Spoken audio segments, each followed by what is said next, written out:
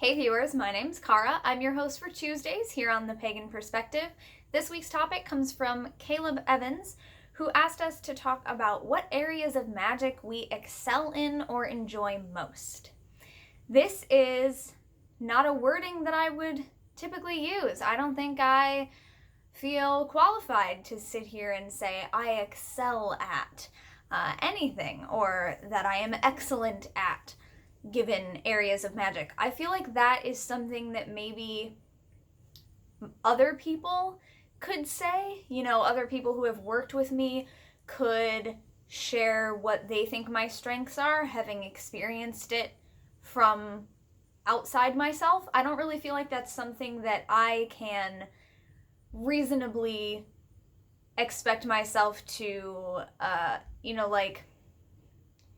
honestly and accurately speak to, So I can talk about some things that I feel that I'm really good at, but I wouldn't say I excel at. That wording just sounds so like something that I wouldn't say about myself, And I don't think that's a matter of not giving myself enough credit or anything. I just think that it's something that being excellent at something is something that really needs to be sort of recognized by other people. It's not really something that we can say about ourselves. That's just my personal feeling about it. So things that I think I'm really good at, that I feel that I'm pretty good at, that I have felt I have better results and experiences with compared to other things, I can definitely talk about that. And things that I enjoy most, I can definitely speak to that as well. So things that I think I'm really good at, areas that I think I have skills in, I have always considered one of my special gift areas when we talk about that type of thing to be symbolism. I really enjoy symbolism, and I do think that I am good at deciphering symbols and coming up with meaning from places that we might not typically think have any. So it kind of goes both ways, where if I have some random set of symbolism, or this lends itself to reading tarot and oracle cards, it lends itself to dream interpretation, it lends itself to deciphering messages that I get from the universe in various different ways, right? So if I get a random message in some way, shape, or form, I feel that I am pretty good at gleaning the meaning from that based on symbolism and what those symbols mean to me. And then on the other hand, if someone's looking for, I want to put together some images or items for a spell, for a ritual, for a celebration, whatever the case may be, I think that I am really good at taking the intention and sort of reverse engineering what symbols and or items, images, things like that could be used to bring about that intention. So I can kind of go both ways. I feel like I'm really good at that. One of the only things that I think I have received outside feedback on through working with other people is that I have been told my energy is very good, and that my ability to send and receive energy is pretty good.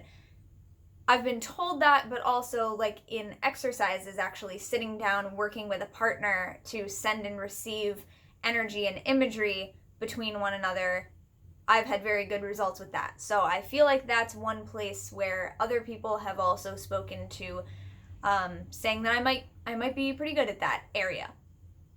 But I would qualify that definitely depends on the day, because there are definitely days where my energy is pretty good, and I feel that I can send and receive energy well. And then there are days where I feel like my energy is absolute, crap, if I may say so. And on those days, I don't feel that I am very good at sending or receiving energy per se, or we could just say that on those days, I prefer not to. So on days like that, I prefer not to do tarot and oracle readings, for example. I prefer not to do things that really require a lot of energy on days when I just really don't have the energy to do it, or it feels like my energy reserves are low. Things like that. So yeah, those are things that I think I'm pretty good at. Areas of magic that I enjoy most. I also just think this wording of like areas of magic, I don't necessarily know what that means, so I'm just going to talk about it in terms of what it means to me. Again, interpreting the symbols in my way. And also, we could add on the question for everyone this week. Does everyone this week consider themselves a practitioner of magic? Do you, in the comments, do you all consider yourselves practitioners of magic? Not everyone does. So this topic definitely only applies to people who practice magic. Should have said that first. Didn't think of it. But yeah, so I'm not really sure what Caleb meant by areas of magic. One thing that comes to mind would be like different types of spellcraft, but I don't really consider that the same as areas of magic. So I'm going to try to talk about areas of magical practice in general. So things that I enjoy natural magic, by which I mean magic that incorporates and works with nature, not in the sense of like, oh, I'm a natural at it, it comes naturally. I mean natural in the sense of using things from nature, working with nature, stuff like that. I would say that that is one of my biggest areas of like the types of magic that I do is nature magic. I do enjoy magic that in general incorporates the elements, which kind of goes along with nature magic, but like for example, candle magic for working with fire, I've had fairly good luck with, and I think that the symbolism and having a physical object and working with fire, and you know, if you're doing something that is specifically like when the candle burns down, that's the end of you doing the work, and maybe you burn the same candle every day for a short amount of time until that candle burns out, and that's how long it takes you to complete the daily ritual or whatever the case may be. So I think that working with physical things is great, but that does kind of get into spellcraft. That's not so much like areas of magic in general. So yeah, natural magic. I'm not so much into ceremonial magic. I don't know if that's like the kind of thing we're talking about, but I'm more of a folk magic practitioner in that way, and we have talked about that on the collab in previous years, in the past. I remember we did a specific week talking about like ceremonial magic, folk magic, and another term that I had heard when I was researching for that video was celestial magic, that some people draw a distinction between like natural magic that's earth-based and celestial being like working with the planets, so maybe like astrology would fall under that category, and I do that as well. But not everybody uses those terms differently. That's just a term that I came across when I was researching for that video several years ago. But it's not typically a term that we hear a lot, so I don't know if many people use that. But yeah, all of that, I consider that part of nature and cycles, because we work with, you know, the sun and the moon as part of our nature cycles, and they are celestial bodies, we could say. So astrology and the cycles of the planets and how they affect our lives, and, you know, in what ways and to what extent they do or do not. I consider that part of natural magic, but you might consider that another area. So that's another area that I really enjoy. I would not say that I excel at it. I am not super versed in those things yet. It's something that's one of those things that I'm constantly learning about, and I love learning about. And what else? Working with ancestors. I enjoy working with the Fae. I am not super knowledgeable about that. When I was 10 years old, probably, before I even considered myself a pagan, neo-pagan, witch, anything like that, I was very into fairies, and I probably knew a lot more about fairies then than I even do now, because I kind of got away from that for a while, and then just starting to welcome them back into my practice and into my everyday life. And we've talked about that a bit on this channel previously too. So if you search our channel uploads for keywords like Fae, F-A-E, or fairy, fairies, anything like that, you can probably find some videos where we've talked about that before in past years. Yeah, so those are the things that come up kind of off the top of my head. I'm not sure what else in particular was being asked by, that term, areas of magic. But yeah, maybe if we're talking about like protection or like healing or like love, stuff like that, maybe. I do not consider myself an expert healer by any means, but I have had some success in doing that personally. I enjoy magic that helps other people. I do a lot of justice-based magic and protection to some extent, but not really like a huge extent. If I were to think of like in those terms, what am I the best at? Or in terms of like paths, like within reclaiming, when we talk about like different paths that you could take, like at a witch camp, or classes that you could take, or like within the book The 12 Wild Swans, it goes through 3 paths. The elements path, which is the basics, incorporating the classical elements, earth, air, fire, water, and spirit as well. And then there's the inner path, working on really sort of like inner development and self-development type stuff. And then there's the outer path, working more toward supporting those outside of yourself. So working on yourself first and then moving on to the outer path. So bringing your influence into your community or your small working group, and then your community, and then the world at large.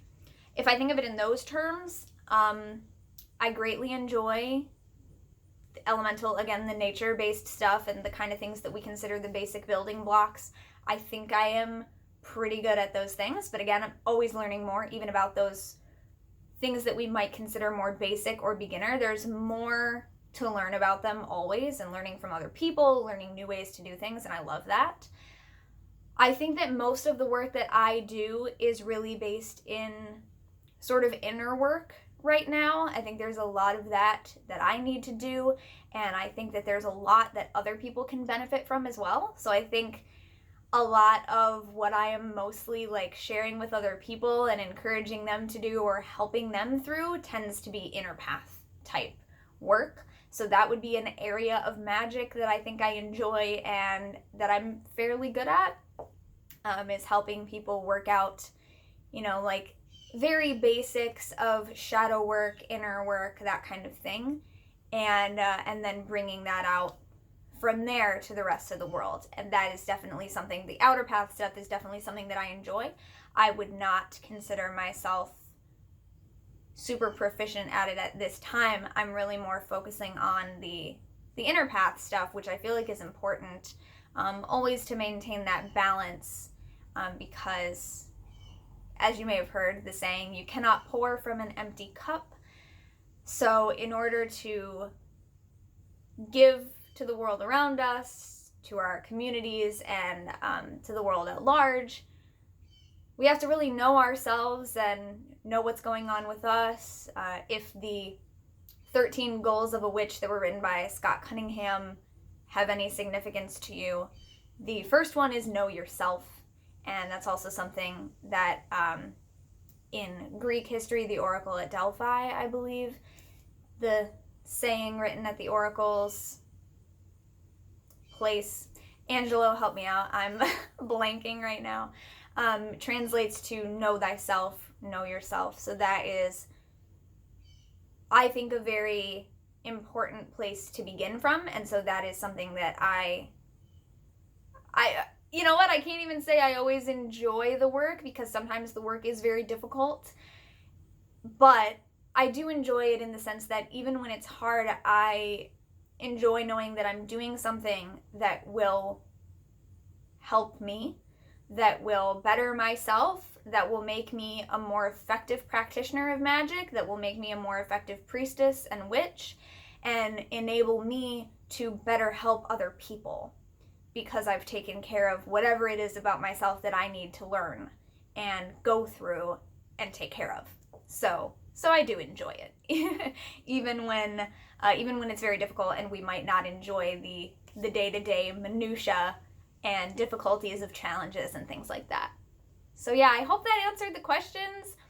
These are really good questions, and I kind of like when they're somewhat vague and simple because it does enable all of us throughout the week to interpret things slightly differently. So it'll be interesting to hear what everyone else has to say, what everyone else considers the different areas of magic that they want to talk about this week. So yeah, that's my video. Another somewhat short one for me, which I think is good. Again, so thanks so much for watching. Let us know your thoughts in the comments. Again, if you consider yourself a practitioner of magic, or if you don't. If you do, what areas of magic do you enjoy most? What comes to mind with that phrase for you? Areas of magic, what does that mean? And yeah, share whatever you'd like in the comments, and feel free to use this topic to make your own video on your own channel. And you can always let us know in the comments, hey, I made a video on my channel about this, here's the title, and then people can click on your name to go to your channel and check out your video as well. So if you've been looking for a topic and this is something that you might want to talk about, feel free to make a video. Let everyone know that it came from Caleb via the Pagan Perspective. And yeah, I'll see you next time. Until then, don't forget to be awesome, blessed be, and goodbye.